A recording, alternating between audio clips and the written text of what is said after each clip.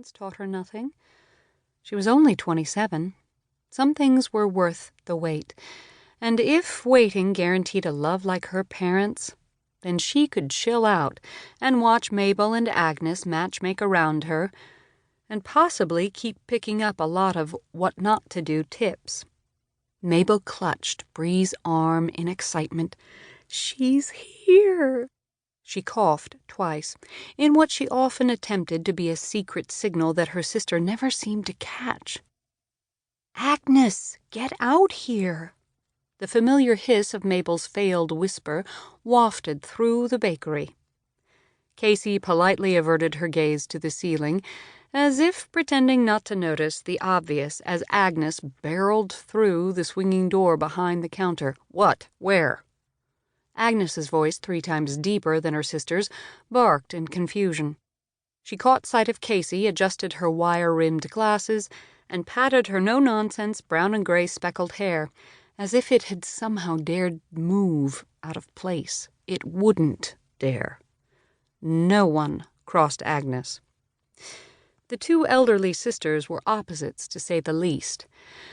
Agnes was about as subtle and gentle as an elephant, stoic and sensible, always rotating through the same variety of dress slacks and blouses, while Mabel, wild at heart and dramatic, experimented with new lipsticks regularly, and thought Bri was still the elementary school girl who used to fall out of the oak tree in her front yard. Agnes would lecture her on climbing too high in the first place. Mabel would rush out with ice packs and homemade chocolate chip cookies. The sisters had been like great aunts to Bri growing up, even more so after her parents died in a car wreck when she was 18. Bri smiled calmly at Casey, ignoring the 2 living, breathing cartoon characters behind her. The sisters might be successful at matchmaking, but they failed miserably in the art of subtlety. She reached for one of the macarons with the dainty tongs she'd convinced Agnes to buy for just that reason. "The usual?" Casey nodded. "Please." Now that she was closer, Bri noticed the stress behind the young mom's brown eyes. Casey fought back a yawn as she rifled through her coin purse. "It's $4.27 with the latte, right?" Actually, it was $5.39, but on the house today.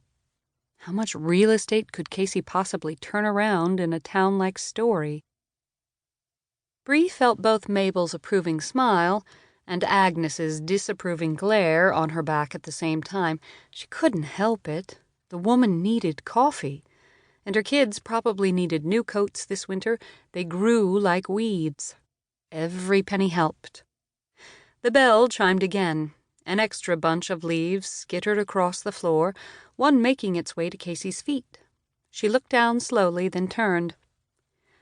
Nathan approached in his standard department-issued black polo and utility pants. He offered a quick nod to all the ladies, then did a double-take at Mabel and Agnes beaming at him.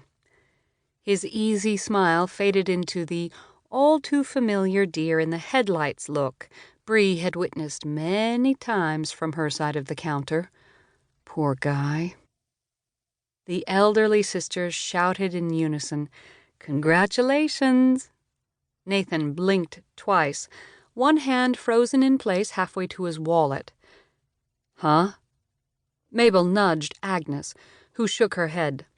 Mabel nudged harder, and with a sigh and a resigned roll of her eyes, Agnes pulled a tiny contraption from her pocket and yanked on the top. Confetti shot across the counter, tangling in Bri's hair and landing on the sleeve of Casey's corduroy jacket. It fell a foot short of its intended target, who looked as if he wasn't sure his cinnamon coffee was worth this madness. Casey, cheeks flushing, brushed the miniature-colored streamers off her arm. Nathan pulled one out of her shoulder-length curls. "Got it." "Yeah, he does." Now it was Agnes's turn to elbow Mabel into silence. Mabel cleared her throat, a hearty pink blush working its way across her overly made-up face.